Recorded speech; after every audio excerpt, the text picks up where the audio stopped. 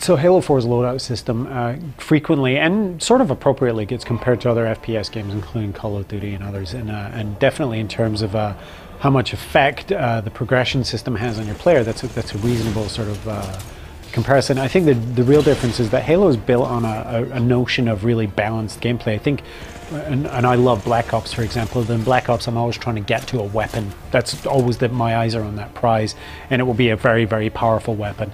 Halo is really more about survivable encounters rather than getting the drop on someone or winning through having a bigger gun.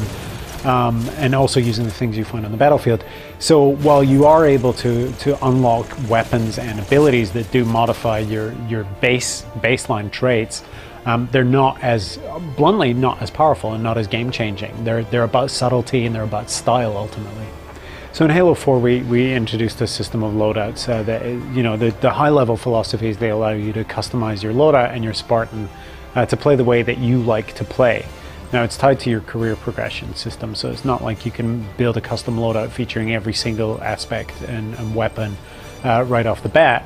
And another really important aspect is it's not like you can make a loadout that's nothing but rocket launchers and plasma grenades. It's not about power weapons.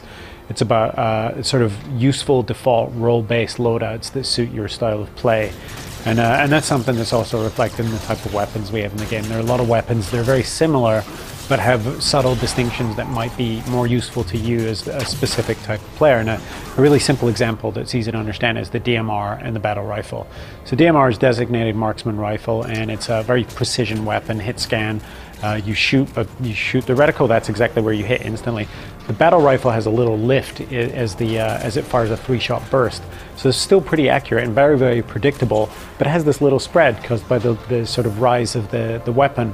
Now, why are those two things different? Well, obviously, they're very slightly different in terms of power. If you land all 3 shots, it's like landing 1 DMR shot. So there's these subtle distinctions between weapons that mean that your loadout will be of equivalent power to an opponent's loadout, and that's going to be included in matchmaking and sort of the way that your career will progress as it relates to other players.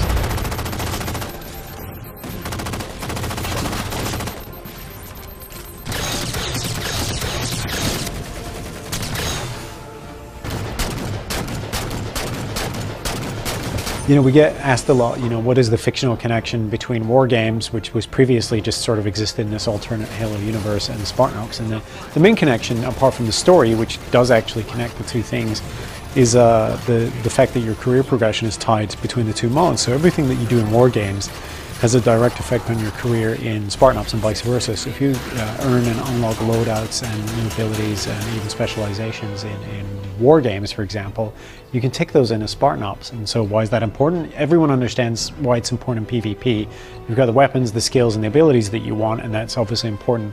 But in Spartan Ops, it's actually important too, because I always use crawlers as the easy to understand problem space. If you know you're going to level with crawlers and your favorite loadout is a DMR, you really don't want to do that this time. You actually really want to use a BR instead of a DMR if you can, or maybe even one of the Promethean weapons like the light rifle is a little bit easier to fire from the hip. And pick things that you can make those easier headshots with.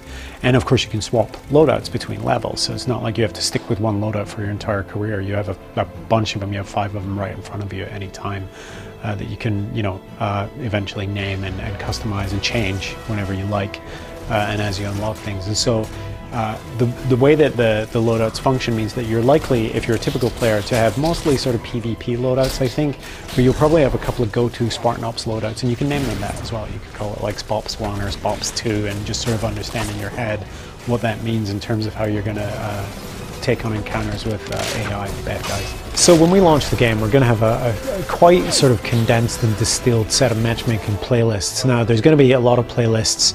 Infinity Slayer is a simple example where you're going to be able to use your loadouts universally. You'll pick your loadout, whatever you're able to unlock and use, you're going to be able to go in there. There's going to be skill-based matchmaking as well, so you're unlikely, at least at initial blush, to go into a matchmaking playlist where you're outgunned, because it just simply doesn't really work like that. But I think that one of the really interesting things that that we like to explain is there's also going to be classic playlists where those loadouts are restricted and an easy one to understand. If you're playing Team Snipers, well, guess what? Your loadouts are going to be limited to sniper weapons, and you're not going to be able to choose your own loadouts. And we're still going to have those carefully crafted classic Halo experiences. We're definitely putting most of our effort and our imagination and our sort of updates into newer playlists for obvious reasons. But you'll definitely be able to find classic, unmolestable Halo experiences in that batch of matchmaking. Halo 4 releases on November 6th, which is Election Day, so make sure you vote first and then go buy the game. Wake up, Chief.